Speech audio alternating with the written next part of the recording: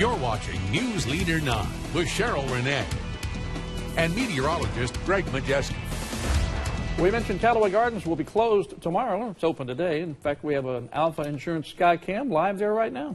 Yeah, 40 degrees there, some rain falling, and they could be seeing some icy weather up there. You know, we were on the call with the National Weather Service, and it's clearly one of those situations where they're, hope for the best, but prepare for the worst. It's a temperature line. And it is. And when you're dealing with freezing rain and you're dealing with wedges and things like that, and we're going to explain what a wedge is, by the way, here All right, I'm ready. in the forecast. Let's take a look right now at what's going on, what's trending right now, and here's what we're looking at. Getting a little bit of a break in the rain. That's some good news there. And freezing rain is a threat, and especially for Wednesday evening for our area. But the good news is once we get through tomorrow and into Thursday morning, we'll see a nice warm up and a weekend that looks pretty good. And boy, are we going to deserve it, especially with what's going on with the weather right now. Here's what's going on. Here's the latest advisories across our area. Windstorm warnings up in the white.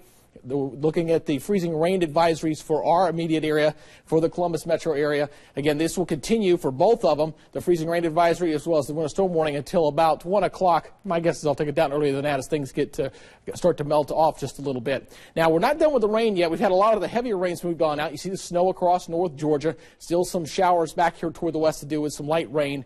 But we'll get a little bit of a break late this afternoon, and then we'll see some more rain moving back in heading forward tonight. Now, we're currently at 42. 43 in Alexander City, 51 in Albany. The colder weather up toward the north. 30 in Huntsville, 34 in Birmingham, 37 in Atlanta.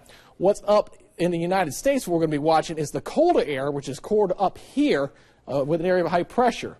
And that is what we're going to be watching with the low pressure developing. Here's the current situation. There's the high. It's going to shift this direction, and then we're going to watch a low pressure that's going to form down here along the Gulf and track toward the Florida Panhandle. When those two meet up, here's what we call the wedge. Cool air comes down the eastern half of the Appalachians. We're going to watch the moisture come in over the top of that, and where the two meet, bam-o, got ice right there across the portions of Georgia and the Carolinas, and this could be one for the record books, potentially a historic storm here as we see that severe icing take place across the area. Here's what the models are showing us, getting rid of this first system.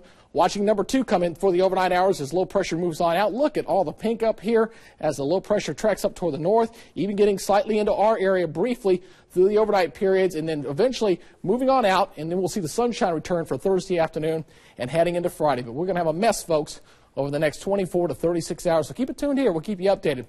Temperatures this afternoon, middle 40s at best for this afternoon. Overnight lows tonight dropping into the mid-30s with the rain returning as we head forward tomorrow. And as we look at the rest of the 7-day forecast, temperatures again tomorrow, again, holding into the 30s. In fact, I probably wouldn't be surprised if our high temperature officially was like at midnight, really not going anywhere. Could see a bit of a wintry mix. And notice the morning temperature there on Thursday morning, 30 degrees. That means the potential for some black ice will be around, especially with the precipitation ending sometime between midnight and 4 o'clock in the morning. But once the sun comes up, should be able to melt that off, and things look better as we hit the rest of the week. Atlanta is for sure. It's a wait and see for us, Atlanta is definitely, they're going to get hammered there. I mean, when they're talking about the ice storm from January 23rd, 2000, I was there for that. That was the week before the Super Bowl. Oh, my gosh. Which Atlanta was hosting. Yes, it was. I remember that now. And they're saying this one is definitely could be bigger than that one. Well, they used the words historic, didn't they? Yep, they sure did. All right, Greg, thanks.